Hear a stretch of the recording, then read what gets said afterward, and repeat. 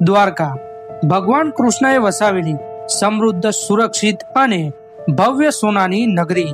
આજના આ વિડીયોમાં આપણે જાણીશું કે ભગવાન કૃષ્ણ મથુરા છોડી અને દ્વારકા શા માટે આવ્યા હતા. માત્ર 11 વર્ષ અને 52 દિવસની ઉંમરમાં ભગવાન કૃષ્ણએ અત્યાચારી રાજા કંસનો વધ કર્યો હતો અને ત્યારબાદ કંસના પિતા ઉગ્રસેનને ફરીથી રાજગાદી પર બેસાડવામાં આવ્યા હતા. કંસની 2 પત્નીઓ હતી, અસ્થિ અને પ્રાપ્તિ, જે કંસના વધ બાદ પોતાના પિતા જરાસંઘ પાસે ગઈ હતી. જરાસંઘે ક્રોધમાં આવીને મથુરા પર વારંવાર 17 વખત હુમલા કર્યા હતા, પરંતુ દરેક વખતે ભગવાન કૃષ્ણ અને બલરામે તેને હરાવ્યો હતો. પરંતુ તે દરમિયાન કાલયવન નામનો શક્તિશાળી અસુર પણ સેના સાથે મથુરા પર આક્રમણ કરવા માટે આવી રહ્યો હતો. હવે વારંવાર શત્રુઓ દ્વારા થતા હુમલાઓથી યદુવંશને બચાવવા માટે ભગવાન કૃષ્ણ અને બલરામે મથુરા છોડવાનું નક્કી કર્યું. ભગવાન કૃષ્ણ પોતાના આખા યદુવંશને લઈને ગુજરાતના દ્વારકામાં આવ્યા. ત્યારબાદ તેમને પોતાનું નગર વસાવવા માટે સમુદ્રદેવ પાસે જગ્યા માંગી. સમુદ્રદેવે ભગવાન કૃષ્ણને 12 યોજન જગ્યા આપી. હવે અહીં 1 યોજન એટલે 12 થી 15 કિલોમીટર જેટલું થાય. આમ જોવા જઈએ તો 12 યોજન એટલે અંદાજે 144 થી 180 કિલોમીટર જેટલી જગ્યા થાય.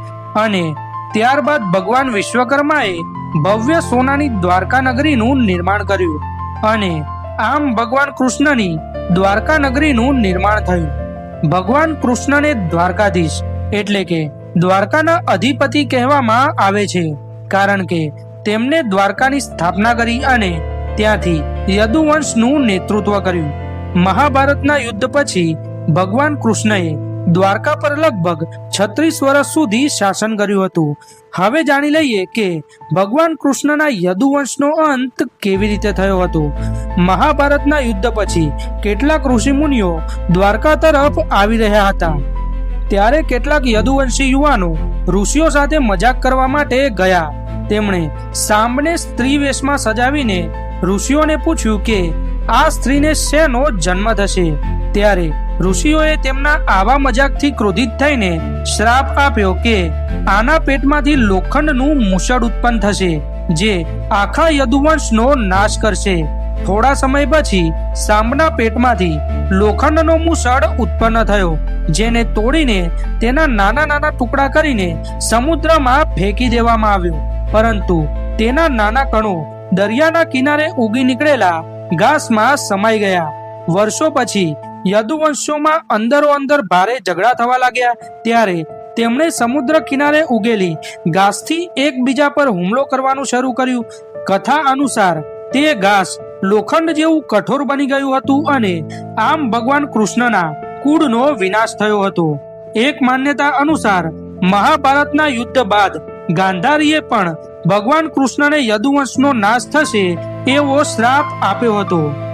યદુવંશના વિનાશ પછી ભગવાન કૃષ્ણ જંગલમાં એક વૃક્ષના નીચે આરામ કરી રહ્યા હતા. ત્યારે જરા નામના એક શિકારીએ હરણ સમજીને તેમને બાણ માર્યું અને ત્યારબાદ ભગવાન શ્રી કૃષ્ણએ પોતાનો મનુષ્ય દેહ ત્યાગ્યો હતો અને વૈકુંઠ ધામ તરફ પ્રયાણ કર્યું હતું.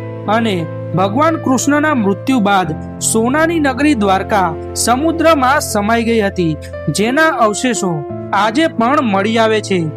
ઇતિહાસ પ્રમાણ છે કે આજથી લગભગ 5000 વર્ષો પહેલા ભગવાન કૃષ્ણ દ્વારા આધુનિક, સમૃદ્ધ અને સુરક્ષિત નગરનું નિર્માણ કરવામાં આવ્યું હતું. હાલ ભગવાન કૃષ્ણના જગત મંદિર એટલે કે દ્વારકાધીશ મંદિરમાં રોજ લાખોની સંખ્યામાં ભક્તો દર્શન કરવા માટે આવે છે અને આ મંદિર પર દિવસમાં 5 વખત 52 ગજની ધજા બદલવામાં આવે છે.